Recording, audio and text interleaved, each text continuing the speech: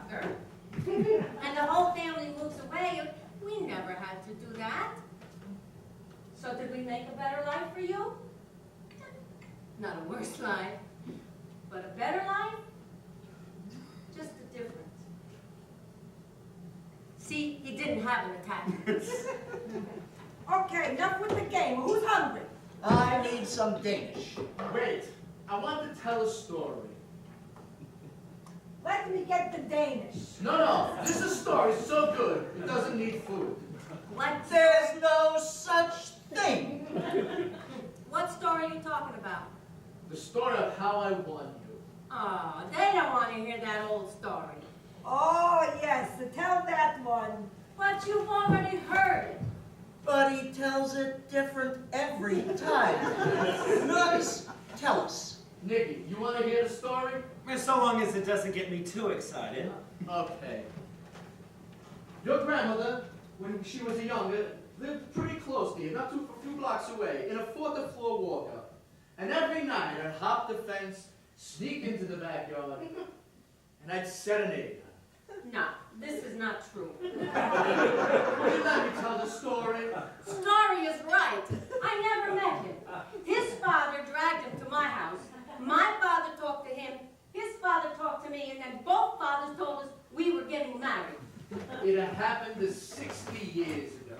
Would you just let me tell it the way I like it? She was standing on a corner. It was a beautiful day, a beautiful sunshine, and she was waiting for a bus. I was the most gorgeous, eligible, popular girl in the whole neighborhood. What? If you're telling the story the way you want, I'm telling the story the way I want. Okay, she was standing on the corner waiting for this bus, and she was smiling. It was the most amazing thing I ever seen. She was so beautiful, you could drink her from a glass. I was wrong. Every word of this is true. Well, naturally, I couldn't speak to her. I just stood there and watched her get on the bus, and then I waited there the whole day for another bus to return her back to that spot. And as she strolled home, I followed her, and I stood under her window. And every day for a month, I stood under that window, and I sang her this song. Yes, sir, that's my baby. Wait, let me get my mandolin. Baby, yes, sir, that's my baby now. Finally, when she comes down, I was still too nervous to speak to her. So I just kept singing the song. Yes, sir, that's my baby. No, sir, I don't need baby. Yes, sir, that's my baby now. By the way, when we get to the preacher, we'll say, Yes, sir, that's my baby. No, sir, I don't need a baby. Yes, sir, that's my baby now.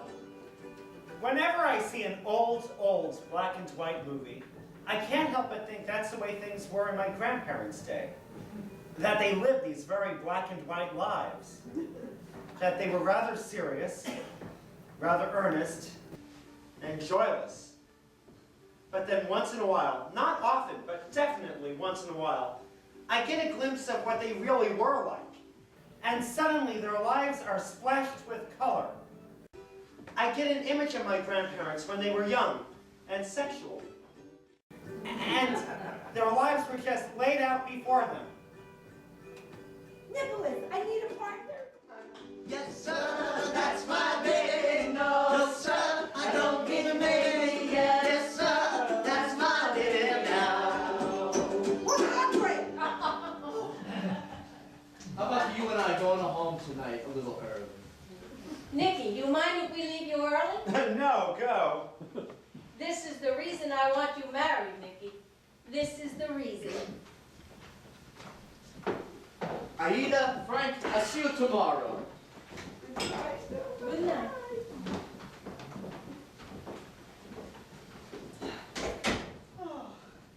Well, I guess I'll clean up now.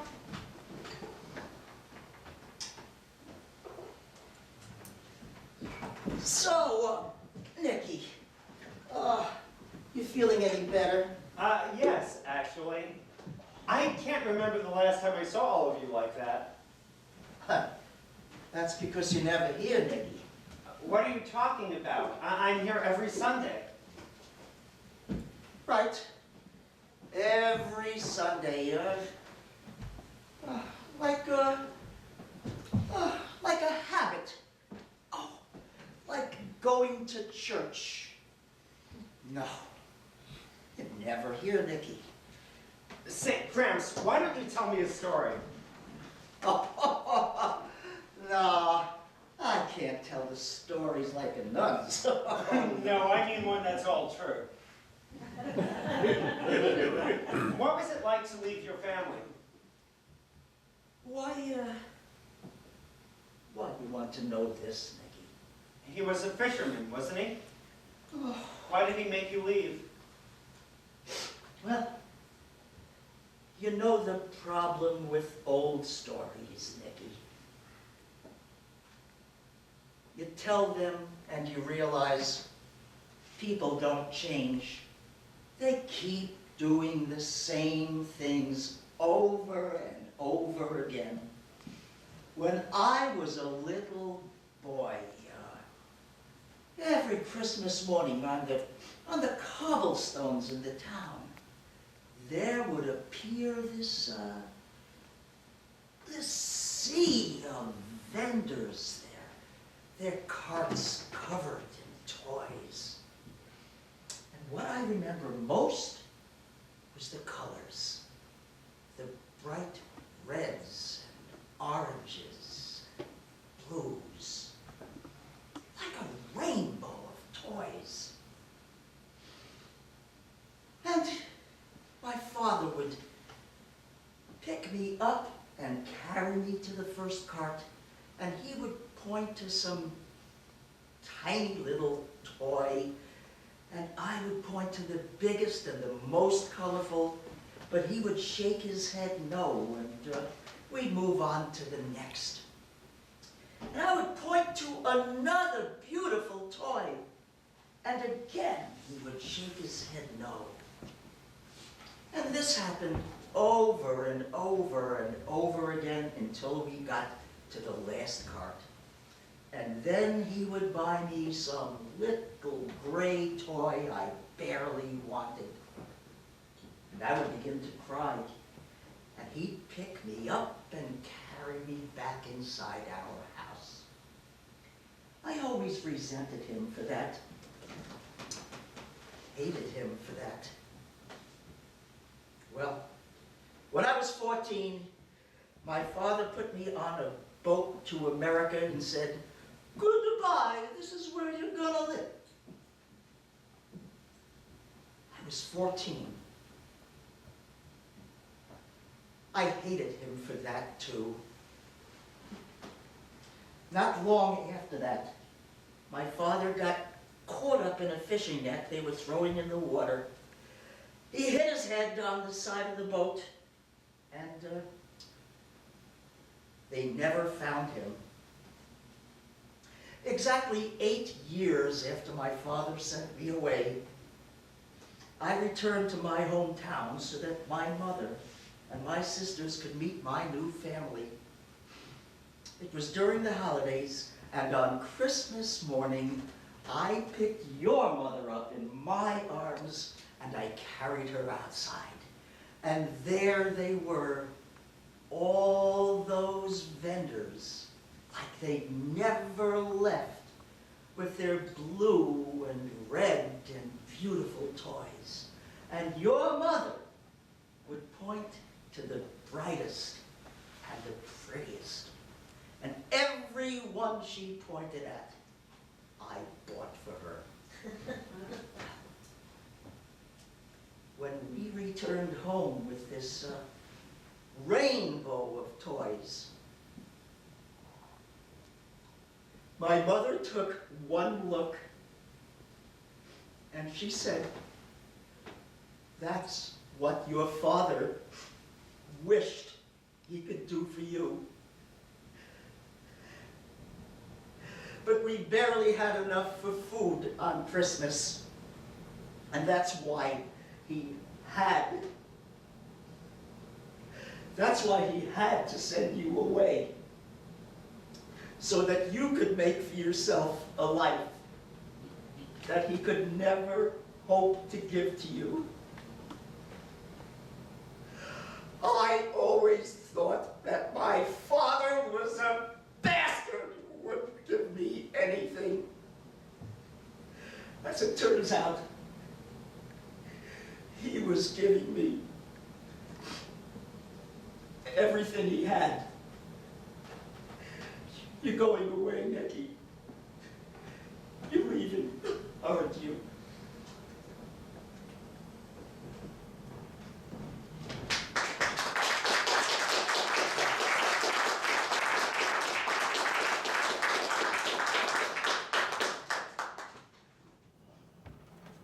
There's a moment when I wake up each morning that I forget that I'm sick.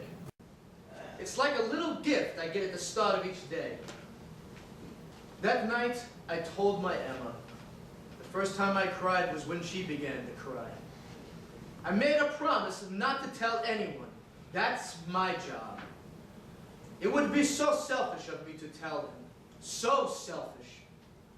But when you get to be my age, you realize what matters is family. What matters is family. What's in Seattle? Just some job.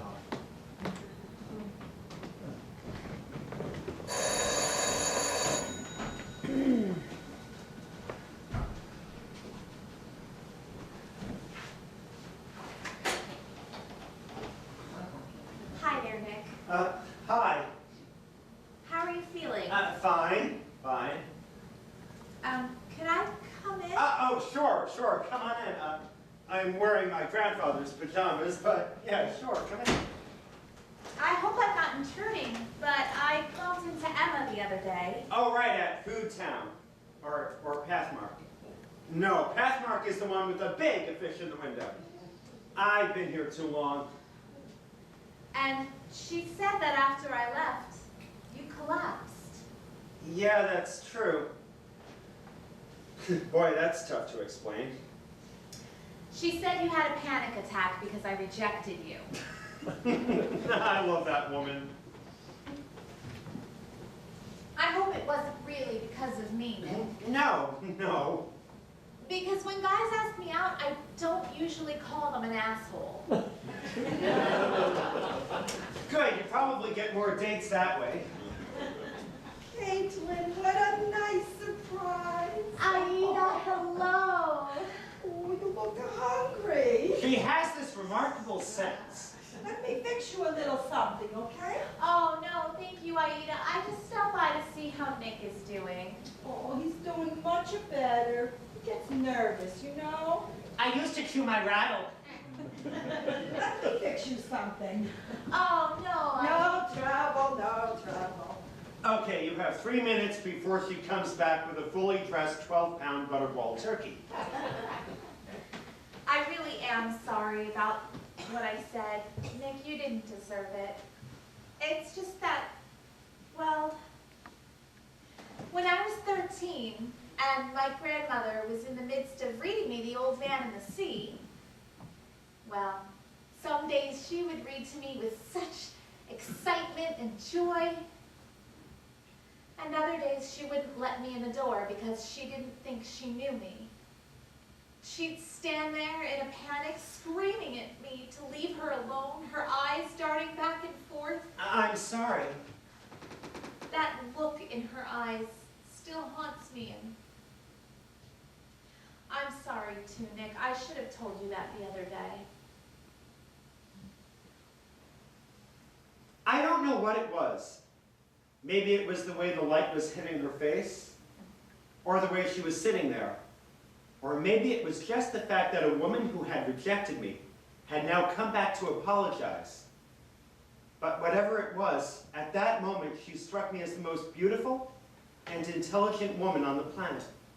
And I wanted her to like me so much. And then a dreadful thought occurred to me.